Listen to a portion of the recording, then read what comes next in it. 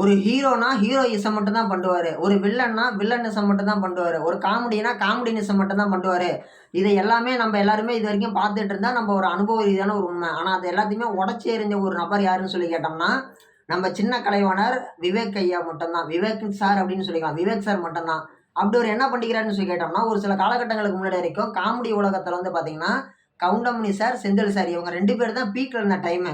இவங்க 2 பேரும் பீக்ல இருந்த டைம்ல வந்து பார்த்தீங்கன்னா, ஒரு மிக மிக அசுர வளர்ச்சியோட ஒருத்தர் வளர்ந்து வந்தாரு. நம்ம எல்லாருக்குமே தெரியும். One and only Vadivelu sir. இவங்க 2 பேர் கூட சைடு ஆர்டிஸ்டா கூட துணை நடிகரா நடிச்சவரு. ஒரு சில காலகட்டங்களுக்கு அப்புறமேட்டு தனி நகைச்சுவை நடிகரா வளர்ந்து வராரு அசுர வேகத்துல. கவுண்டமணி சாரு, செந்தில் சாரு ரெஸ்ட்டுக்கு போகறதுக்கு முன்னாடி, ரெஸ்ட் எடுக்கிறதுக்கு முன்னாடிங்கிறத விட, அவங்க கொஞ்சம் கொஞ்சமா பட வாய்ப்புகள குறைச்சிக்கிறதுக்கு முன்னாடி பீக்ல வளர்ந்து வந்தவரு வடிவேலு சாரு. தன்னுடைய உடல் பாங்கான நடிப்புல எல்லாத்துலயும். அப்படிப்பட்ட வடிவேலு சாரையே வந்து பார்த்தீங்கன்னா, ஓவர்டேக் பண்ண ஒருத்தர் இருக்கிறாரு. அவரு தான் நம்ம விவேக் சார். சின்ன கலைவாணர்ன்னு நம்ம எல்லாம் செல்லமா சொல்லுவோம். அவரே நம்ம சின்ன கலைவாணர்ன்னு சொல்றோம்னா, நகைச்சுவை அப்படிங்கிறத தாண்டி பொதுவா சினிமா துறையில வரவங்க என்ன பண்ணுவாங்க, அவங்களுக்கு உண்டான வேலைய செய்வாங்க. நான் என் வேலைய செஞ்சா போதும். எனக்கு அடுத்தவன் பிரச்சனை தேவையில்ல. எப்படி? நான் என் வேலைய பார்த்தா போதும். எனக்கு அடுத்தவன் பிரச்சனை தேவையில்ல. நான் நடிக்கிறதுக்கு வந்திருக்கிறேன். நான் காசு வாங்குறதுக்கு தான் வந்திருக்கிறேன். எனக்கு காசு வாங்கிட்டு போனா போதும். நம்மளால இந்த கோர்ட்டு, கேஸுலாம் நடக்க முடியாது. நம்மளாலாம் அலைய முடியாதுன்னு சொல்லிட்டு தான், பெரும்பாலான உச்சபட்ச நடிகர்களும், மிகப்பெரிய உச்சபட்ச நட்சத்திரங்களும், பெரும்பாலான உச்சபட்ச தயாரிப்பாளர்களும், பெரும்பாலான உச்சபட்ச இயக்குனர்களுமே நினைப்பாங்க, நடந்திருக்கிறாங்க. ஆனா அவங்க எல்லாருக்குமே ஒரு ரூல்ஸை பிரேக் பண்ணி உடச்சி தள்ளினது 2 பேர் தான்.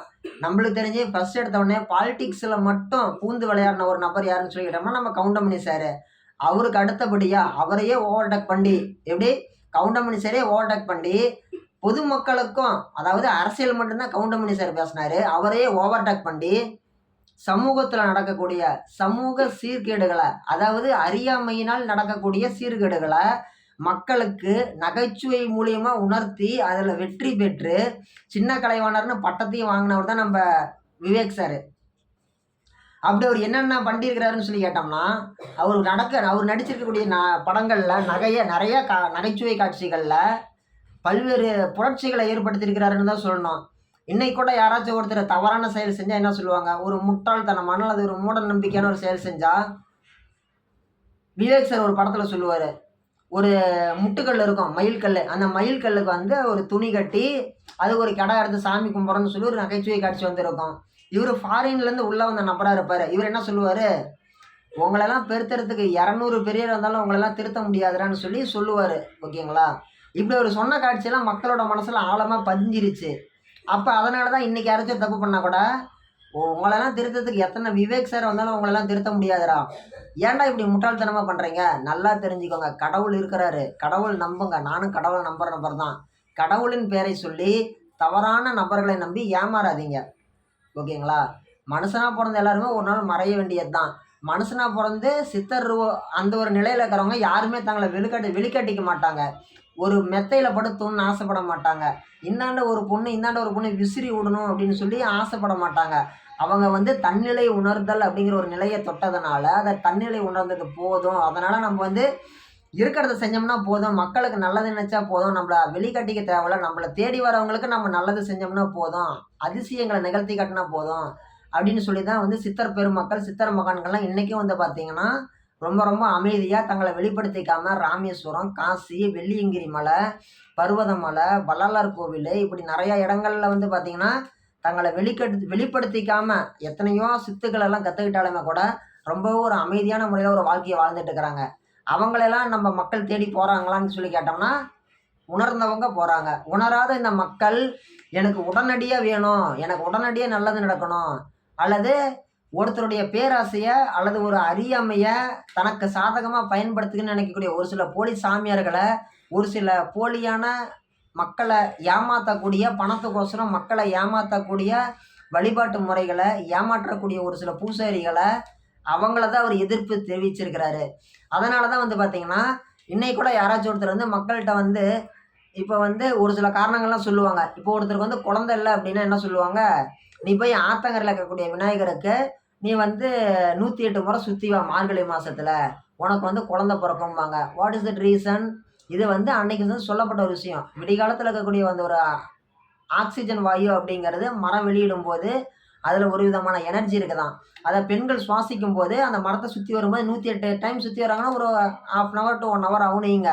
அந்த 1 மணி நேர கேப்பில் அவங்க சுற்றி வரும்போது அவங்க சுவாசிக்கும் போது கண்டினியூவாக ஒரு 30 நாள் சுவாசிக்கும் போது அவங்க கருப்பையில் இருக்கக்கூடிய அந்த ப்ராப்ளம்ஸ்லாம் வந்து ரிகவர் ஆகுமா. ஸோ அதை பேஸ் பண்ணி தான் அந்த விஷயம் சொல்லப்பட்டிருக்குது. ஓகேங்களா. அதுவே விடிகாலம் போகணுன்னு தான் சொல்லுவாங்க. எப்படி குழந்தை கண்ணு முழிக்கும் போது காலையில் சூரிய ஒளியிலையும் சாயங்காலம் சூரிய வெளிச்சத்துலையும் காட்டுவாங்க. இதில் ஒரு விதமான வைட்டமின் சத்து கிடைக்குதுன்னு. அதே மாதிரி ஒரு காரணத்தில் சொல்லப்பட்டதா விநாயகர் சிலையை சுற்றிவாங்க ஆத்தங்கரை ஓரமாக அரச மரத்து கிளன்ட்டு.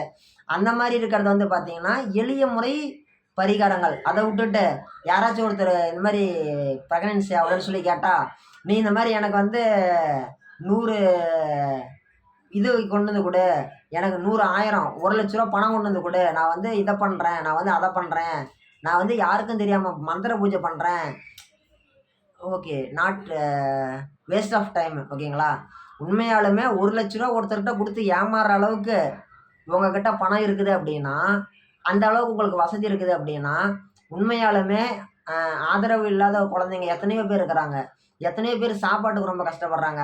அவங்களுக்கு கொடுத்து உதவி பண்ணுங்க. அவங்களுக்கு ஒரு சாப்பாடு வாங்கி கொடுங்க. சாப்பாடு 1,00,000 ரூபா இருக்குது. 100 அரிசி சிப்பம் வாங்கலாம். 100 அரிசி சிப்பம் வாங்கி ஆதரவற்ற இல்லங்கள் எத்தனை இல்லங்கள் இருக்குது. உங்களுக்கு கண்ணுக்கு தெரிஞ்ச வரைக்கும் அவங்களுக்கு கொடுக்கலாம். இதெல்லாம் கொடுத்தீங்கனாலே அதுவே வந்து என்ன தெரியுங்களா, அவங்க மனசார ஒரு நேரம் சாப்பிட்டு வாழ்த்துனாங்கனாலே உங்க வீட்ல இருக்கும் 10 பிள்ளைங்க 5 பிள்ளைங்க பிறக்கும். சரிங்களா. இதெல்லாம் விளையாட்டு கிடையாது. இதெல்லாம் கடவுள் பார்த்து கொடுக்குறது. புண்ணியத்தை சேர்த்துங்கய்யா, நல்லது பண்ணுங்கய்யா. நல்லது பண்ணீங்கனாலே உங்களுக்கு எல்லாமே நடக்கும். நீங்க சொல்லலாம், நான் நல்லதை நினச்சிக்கிறேன், நல்லதான் பண்ணிட்டு இருக்கிறேன்ட்டு. சரி, ஓகே, செய்யுங்க. நீங்க என்ன செய்றீங்கன்னு யாருக்கும் தெரியக்கூடாது. வெளிப்படுத்திக்காம பண்ணுங்க. நீங்க என்ன செய்றீங்க அப்படிங்கிறது உங்களுக்கும், நீங்க யாருக்கு செய்றீங்களோ அவங்களுக்கு மட்டும் தான் தெரியணும். மீதி யாருக்கும் தெரியக்கூடாது. இந்த மாதிரி நீங்க அமைதியான முறையில வெளிப்படுத்திக்காம செஞ்சீங்கனாலே உங்களுக்கு நடக்க வேண்டியதெல்லாம் ஆட்டோமேட்டிக்கா நடக்கும். ஒருத்தர்கிட்ட படுத்து பணம் கொடுத்து ஏமாறுறது தான் வந்து பார்த்தீங்கன்னா, விவேக் சார் வந்து தப்புங்கிறாரு. அதே மாதிரி அவர் நடிச்ச காமெடி சீன்ல கூட நம்ம பார்த்துருப்போம். மரத்து மேல மரத்து மேல இருந்து காக்கா சண்டை போடும். சண்டை போடுறத பார்த்தா என்னம்பாங்க, அன்னைக்கு வேலைக்கு போக மாட்டாங்க. என்ன காரணம்? ஏய், காக்கா சண்டை போட்டுருச்சுப்பா, அதை பார்த்துட்டு நான் வேலைக்கு போனா அங்கே வேலைக்கு போகிற இடத்துல எனக்கு எதுவும் சண்டை வந்துடும், ஸோ நான் போக மாட்டேன். அதேமாதிரி எங்கேயோ வெளில கிளம்பி போவாங்க. குறுக்கால பாம்பு போணுச்சுன்னா, சாமி சாமி எங்களுக்கு பாம்பு பார்த்தா சேராது, வீட்டில் சண்டையான சண்டை வரும், நான்லாம் எங்கேயும் வரமாட்டேன், என்னை வீட்டிலே இருக்க விடுங்கன்னு சொல்லிட்டு பயந்துக்குவாங்க. இது ஒரு விதமான கேட்டகரி. அப்புறமேட்டு தொடையில் வந்து பல்லி விழுந்துச்சு அப்படின்னா, இன்றைக்கி மக்கள் மாறிட்டாங்க. அன்னைக்கு காலகட்டங்களில் தொடையில் பல்லி விழுந்துச்சுன்னா புதுசாக எந்த வேலையும் செய்யக்கூடாதுப்பா, நம்மளுக்கெல்லாம் வந்து இந்த மாதிரி ஆயிருன்னு பள்ளி சாஸ்திரத்தில் சொல்லியிருக்குது, அதெல்லாம் வேலைக்கே ஆகாதுன்னுபாங்க. அது மட்டும் இல்லாமல் வானத்தில் கழுகு பறந்து போணுச்சுன்னா இப்படி கை வச்சுட்டு கருடா கருடா பூ போடு, கருடா கருடா பூ போடுன்னு சொல்லிட்டு அது பின்னாடியே ஓடி இருக்கிறாங்க. அப்போல்லாம் சின்ன பிள்ளைங்களில் நாம் பார்த்துருக்குறோம், கேள்விப்பட்டிருக்கிறோம். இதெல்லாம் பார்க்கும்போது அந்த அறியாமையை நீக்கணும்னு சொல்லிட்டு தான் விவேக் சார் வந்து அத்தனை நகைச்சுவை காட்சியில் வந்து நிறைய விஷயங்களை மக்கள்கிட்ட சொல்லி இருக்கிறாரு, தெரியப்படுத்தியிருக்கிறாரு, உணர்த்தணும்னு முயற்சி பண்ணியிருக்கிறாரு. அவர் முயற்சி பண்ணதெல்லாம் நிறைவேறிடுச்சான்னு சொல்லி கேட்டிங்கன்னா நிறைவேறி இருக்குது. அவர் வந்து நகைச்சுவை மட்டும் எனக்கு போதும், நான் பணம் சம்பாதிச்சா போதும்னு நினச்சிருந்தாருன்னா அவர் எப்படிப்பட்ட வாழ்க்கை வேணாலும் வாழ்ந்துருக்கலாம். அவர் ஒரு குறிப்பிட்ட அளவுக்கு மேலே நான் இந்த பணம் சம்பாதிச்சிட்டோமா எனக்கு போதும்பா அப்படின்னு சொல்லிட்டு, நம்ம எல்லாருக்குமே தெரியும் நம்மளுடைய குடியரசுத் தலைவர், மறைந்த முன்னாள் குடியரசுத் தலைவர் டாக்டர் ஏபிஜே அப்துல் கலாம் ஐயாவுடைய மிக மிக தீவிரமான, உண்மையான, மனதுக்கு நேர்மையான, அவர் மேலே ரொம்ப பிரியமுள்ள ஒரு நபர் தான். அப்துல் கலாம் ஐயா மேலே விவேக் சாருக்கு ரொம்ப அபரிமிதமான பாசம். விவேக் சார் வந்து அவர் மேலே அப்துல் கலாம் ஐயா மேலே ரொம்ப மரியாதை வச்சுருந்தார். அதன் காரணமாக அவரை நேரில் சந்திச்சிருக்கிறாரு. அவர் சொன்ன மாதிரி அவர் நிறைய விஷயங்கள் சொல்லியிருக்கிறார். அப்துல் கலாம் ஐயா, இளைஞர்களே கனவு காணுங்கள் அப்படின்னு சொல்லிட்டு, நீங்களாம் வந்து தூண் மாதிரி இந்தியாவை தாங்கி பிடிக்கணும்னு சொல்லியிருக்கிறாரு. இந்த மாதிரி நிறைய விஷயங்கள் மோட்டிவேஷனால பேசியிருக்கிறாரு. அவர் சொன்ன வார்த்தைகளே தனக்கான தாரக மந்திரங்களாகவும், மூல மந்திரங்களாகவும், வழிகாட்டும் படிக்கட்டுகளாகவும், முன்னேற்ற படிக்கட்டுகளாகவும், வழிபாதைகளாகவும் மாற்றிக்கிட்டு அப்துல் கலாம் ஐயா சொன்ன மாதிரி நிறைய விஷயங்களை இவர் ஃபாலோ பண்ணியிருக்கிறாரு. தன்னோட வாழ்க்கையில் 1 கோடி மரக்கன்றுகளை நடணும், அதுதான் என்னுடைய வாழ்க்கையோட லட்சியம், அதுதான் என்னுடைய இலக்குன்னு சொல்லிட்டு ரொம்பவே முயற்சி பண்ணி மரக்கன்றுகள் நட முயற்சி பண்ணார், நட்டுக்கிட்டு இருந்தார். அப்படி அவர் நட்டுக்கிட்டு இருந்த காலகட்டங்களில் ஒரு சில எதிர்பாராத சூழ்நிலையின் காரணமாக அவரால் அதை பூர்த்தி செய்ய முடியலை. 1 கோடி மரக்கன்றுகளை அவரால் நட்டு முடிக்க முடியல அப்படிங்கிறது தான் நிதர்சனமான உண்மை. 1 கோடிக்கு கிட்டத்தட்ட பாதிக்கு மேலே அவர் தாண்டிட்டார் அப்படிங்கிறது நிதர்சனமான உண்மை. அவர் பேரை சொல்லி இன்றைக்கி நிறைய பேர் வந்து நிறைய நல்லது பண்ணுறாங்க. தமிழ் சினிமாவில் எத்தனையோ பேர் பணம் வாங்கிட்டு நடித்தாலும் இந்த மாதிரி நல்லது செய்யணும்னு வர்றது கோடியில் ஒருத்தர் தான். ஓகேங்களா? அப்படிப்பட்ட கோடியில் ஒருத்தரான விவேக் சார் வந்து பார்த்தீங்கன்னா, அவர் வாழ்க்கையில் ஒரு சில தவறுகளும் அப்படின்னு சொல்லக்கூடாது. தவறுகள்னு சொல்கிறத விட ஒரு சில விஷயங்கள் அவர் வாழ்க்கையில் மறக்க முடியாத நடந்திருக்குது. அந்த மாற்றங்களுக்கு அப்புறமேட்டு தான் வந்து பார்த்தீங்கன்னா, அவர் ஒரு சில காரணங்களினால வந்து பட வாய்ப்புகள குறைச்சிக்கிட்டாரு. அவர் பட வாய்ப்புகள குறைச்சிக்கிட்டதுனால வந்து பார்த்தீங்கன்னா, மக்களுக்குள்ள அவர் சொல்லிட்டு இருந்த விஷயங்கள்லாம் வந்து இடையில கொஞ்சம் கேப் விட்டுருச்சு. அவரு டாக்டர் ஏபிஜே அப்துல் கலாம் ஐயா அவர் இறந்து போன அந்த ஆண்டு தான் வந்து பார்த்தீங்கன்னா, நம்ம விவேக் சாருடைய மகன், அவருடைய பையன் வந்து பார்த்தீங்கன்னா இறந்தாரு. அதுக்கப்புறமேட்டு அவர் வந்து பார்த்தோம்னா, பட வாய்ப்புகள விட்டு விலகி வந்துட்டாரு. தான் படம் நடிக்கிறதே விட்டுட்டாரு. ஓகேங்களா? அதன் காரணமா வந்து பார்த்தீங்கன்னா, ஒரு பேட்டியில அவர்ட்ட கேட்டிருக்கும்போது அவர் சொன்னாரு, "உங்க வாழ்க்கையிலே ரொம்ப ரொம்ப மறக்க முடியாத ஒரு ஆண்டு எந்த ஆண்டு?" அப்படின்னு கேட்கும்போது, ஒரு வருஷத்த சொல்லி, "அது என் வாழ்க்கையில மிக மிக ஒரு முக்கியமான நாளு. எங்க அப்பா மாரி நெனச்ச ஏபிஜே அப்துல் கலாம் ஐயாவும் அந்த வருஷம் தான் இறந்தாரு. நான் பெத்த என்னோட பையனும் இந்த வருஷம் தான் இறந்து போனாரு. என்னுடைய அப்பாவா நெனச்ச ஒரு நபரும், என் சொந்த பையனும் இறந்து போன இந்த வருஷம் என் வாழ்க்கையிலே மறக்க முடியாத வருஷம். நான் எவ்வளோ பணம் சம்பாரிச்சாலுமே அது யாருக்குமே பயனில்லாம போயிருச்சு. பயனில்லாம போயிருச்சுங்கிறத விட, நான் இவ்வளோ தூரம் சம்பாரிச்சதே வந்து பயனற்று போயிருச்சு." அப்படின்னு சொல்லி அவர் ஒரு இடத்துல கருத்து பதிவு பண்ணியிருக்கிறாரு. விவேக் சார் அவங்க பையன் இறந்து போனவாட்டி தான் வந்து பார்த்தீங்கன்னா, படம் நடிக்கிறதெல்லாம் கொஞ்சம் கொஞ்சமா கம்மி பண்ணிக்கிட்டாரு. அவர் வந்து பார்த்தீங்கன்னா, அன்னைக்கும் சரி, இன்னைக்கும் சரி, என்னைக்கும் சரி, அவருடைய மரணத்தில வந்து ஒரு சில தவறுகள், சர்ச்சைகள் அப்படிங்கிறது இருந்துட்டு தான் இருக்குது. அவரு நம்ம மன்சூர் அலிகான் சார் கூட சொல்லியிருந்தாரு. கொரோனா வேக்கண்ட் அவரு போட்டுக்கிட்டாரு. கொரோனா ஊசி போட்டதுனால தான் வந்து விவேக் செத்து போயிட்டாரு அப்படின்னு சொல்லி மன்சூர் அலிகான் வந்து ஒரு பேட்டி குடுத்திருந்தாரு. ஆனா, அது காரணமான்னு சொல்லி கேட்டோம்னா, அது காரணம் கிடையாது. விவேக் சாருக்கு இருந்த ஹெல்த் இஷ்யூ காரணமா, உடல்நலக் குறைவு காரணமா அவர் வந்து மருத்துவமனையில அனுமதிக்கப்பட்டாரு. அதனுடைய தீவிர ஒரு நோய் தொற்றின் காரணமா தான் அவரு இறந்து போனாரு. மித்தபடி கொரோனா ஊசி போட்ட எல்லாருமே இறந்து போயிட்டாங்களா என்ன? கிடையாது. பொதுவா கொரோனா ஊசிங்கிறது நம்மளுடைய வைரஸ் செலுத்தப்பட்ட ஒரு ஊசி. அத செலுத்தப்பட்ட யாருமே வந்து பார்த்தோம்னா, உடனே வந்து ஒரு காய்ச்சல் அப்படிங்கிறது எல்லாருக்குமே வரும் தான்.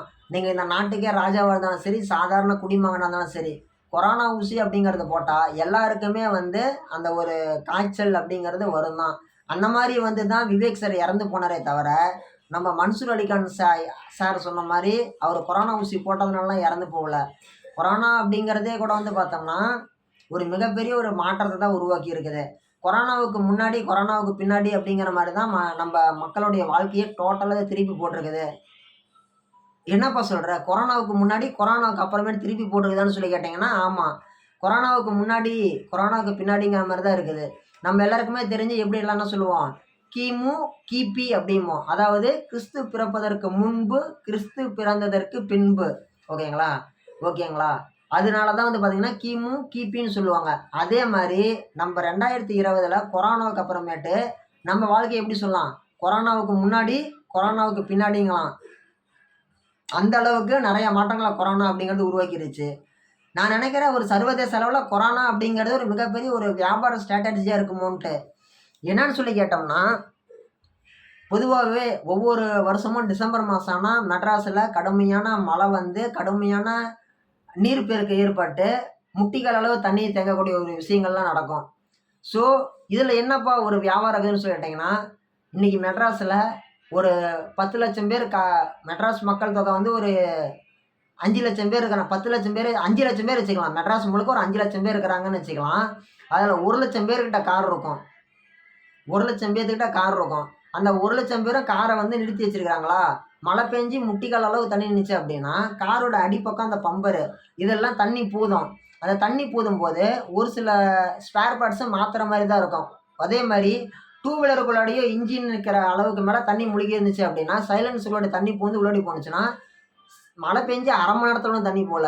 2, 3 நாள், 4, 5 நாள் இருக்குது. ஸோ, தண்ணி உள்ளாடி போனுச்சுன்னா, இன்ஜின்லயே ஒரு சில விஷயங்கள் மாத்துற மாரி தான் இருக்கும். ஸோ, ஒவ்வொரு வருஷமும் டிசம்பர் மாசம் முடிஞ்சு வரக்கூடிய ஜனவரி மாசம், எல்லா மெட்ராஸ்ல ஒரு பாதிக்கு பாதி பேர் என்ன பண்ணுவாங்க, அவங்க வச்சிருக்கக்கூடிய வண்டியில வந்து ஒரு சில ஆல்ட்ரேஷன் பண்ணுவாங்க. ஒரு அடியில பம்பர் மாத்துறதா இருந்தாலும் சரி, சைலன்சர் மாத்துறதா இருந்தாலும் சரி, இல்ல வண்டியில இருக்கக்கூடிய பிளக் ரூ. 100க்கு மாத்துறதா இருந்தாலும் சரி, ரூ. 100லேருந்து ரூ. 10,000 வரைக்கும் எவ்வளவு முடியுமோ மாத்துவாங்க. இது வந்து பார்த்தீங்கன்னா, மெக்கானிக் ஆட்டோமொபைல்ஸ்லேருந்து இவங்களுக்கு வந்து இது ஒரு சேல்ஸ் டைம் மாரி. இப்ப எப்படி போத்தீஸ் கடைக்காரங்களுக்கு, ஒரு நகை கடைக்காரங்களுக்கு ஒரு முகூர்த்தம் வந்துச்சுன்னா ஒரு வியாபாரமோ, அதே மாரி மெட்ராஸ்ல இருக்கிறவங்களுக்கு ஆட்டோமொபைல்ஸ்காரங்களுக்கு மழை பெய்யறதன் காரணமா இது ஒரு வியாபாரம். அதே மாரி கொரோனா வந்துட்டு இருக்கு வந்துட்டு போன வாட்டி தான் கிராமப்புறங்களுக்கு போயிட்டு இருந்த அதிகப்படியான பேருந்துகள் அப்படிங்கிறது மா டைமுக்கு போகிறது அப்படிங்கிறது மாதிரி ஃபிக்ஸ் பண்ணாங்க. ஸோ அதன் காரணமாக வண்டி யார் யாருக்கெல்லாம் இல்லையோ நிறைய பேர் வண்டி அப்படிங்கிற ஒரு விஷயத்த வாங்கினாங்க. அவங்க வண்டிங்கிறத வாங்கின வாட்டி தான் வந்து பார்த்தீங்கன்னா நிறைய பேர் வீட்டுக்கு டூ வீலர் அப்படிங்கிற ஒரு விஷயமே போய் சேர்ந்துருக்குது. ஸோ மேபி கொரோனா அப்படிங்கிறது ஒரு இன்டர்நேஷ்னல் பிளானிங் மாதிரி அது ஏற்கனவே திட்டமிட்டு செய்யப்பட்ட ஒன்றான்னு கேட்டோம்னா அது கிடையாது. ஆனால் அதன் விளைவின் காரணமாக மிகப்பெரிய நிதி நிறுவனங்களும் சரி, ரியல் எஸ்டேட் நிறுவனங்களும் சரி, கட்டுமான நிறுவனங்களும் சரி, வாகனத்துறை நிறுவனங்களும் சரி, நம்ம எதிர்பார்த்ததை விட மிக மிக அதிகமான அளவு வாழ்க்கையில் பணம் அப்படிங்கிறது சம்பாதிச்சுட்டாங்க மக்களை வச்சு. இதுக்கு முன்னாடி இருந்தவங்கள கூட இப்போ வச்சிருக்கிறவங்க கொரோனாக்கு அப்புறமேட்டு தான் நிறைய பேர் வாழ்க்கையில் மாற்றம் அப்படிங்கிறத சந்திச்சிருக்கிறாங்க. ஓகேங்களா? சின்ன கலைவாணர் விவேக் சார் எப்போவுமே ஒரு மறக்க முடியாத ஒரு சகாப்தம் தான்.